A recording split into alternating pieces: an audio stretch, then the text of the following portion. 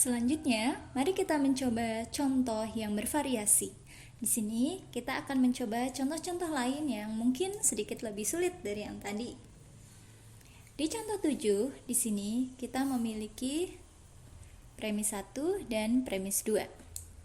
Nah, di sini kadang-kadang kita tidak selalu harus melakukan instansiasi terlebih dahulu. Jadi, kita bisa menganggap ini sebagai satu pernyataan atau ini sebagai satu pernyataan. Jadi ini seperti kalau dalam logika proposisional ini menjadi satu proposisi, misalnya F atau G. Nah, ini menjadi satu kesatuan. Ya, kita simak saja contohnya ya. Jadi kalian dapat belajar dari contoh tersebut. Kita tulis terlebih dahulu premis 1.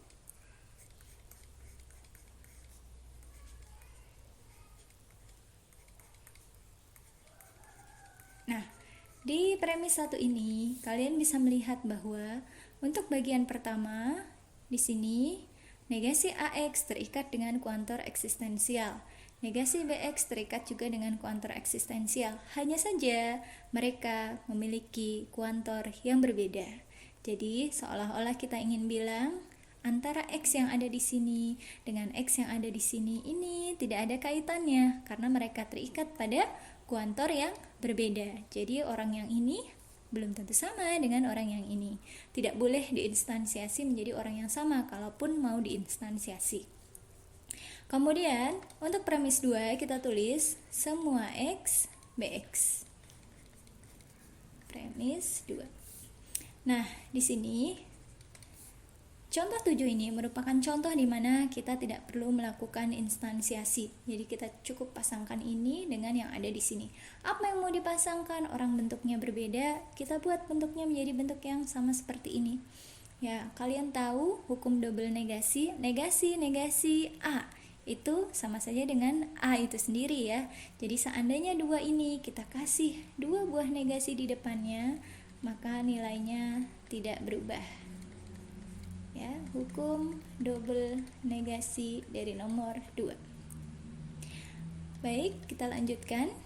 Nah, sekarang kalian abaikan negasi yang paling luar. Kita kasih tanda kurung saja seperti ini ya. Yang paling luar tetap ditulis seperti ini. Nah, ini adalah hukum negasi kuantor. Hukum negasi kuantor menyatakan kuantornya berubah, kuantornya menjadi kuantor eksistensial, negasinya mempengaruhi formula tersebut. Jadi negasi BX. Hukum negasi kuantor dari nomor 3. Baik, setelah sampai di sini, kalian perhatikan ini adalah sama dengan ini. Jadi nomor 4 adalah negasi dari bagian ini. Paham ya?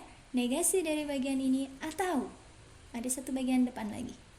Nah, ini sudah kita bahas di contoh sebelumnya. Ini adalah silogisme disjungtif. Jadi, silogisme disjungtif bentuknya ada atau, kemudian ada negasi dari salah satu bagian atau tersebut. Kesimpulannya adalah yang ini. Terdapat X negasi AX. Silogisme disjungtif 1 dan 4. Nah, kita perhatikan di sini ya, kita bisa menerapkan aturan-aturan atau hukum-hukum derivasi atau aturan inferensi ya. Di sini meskipun kita tidak melakukan instansiasi selama bentuknya sama. Seperti itu. Kemudian kita lanjutkan ke nomor 6 ya.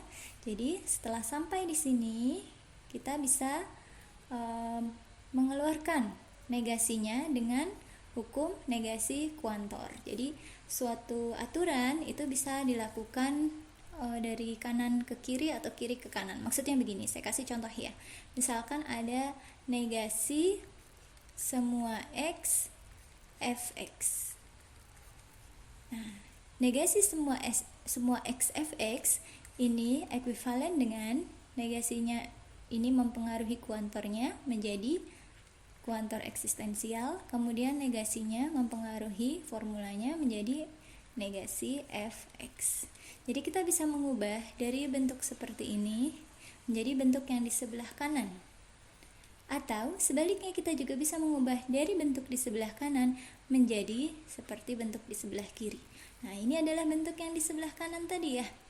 Sama kan ya?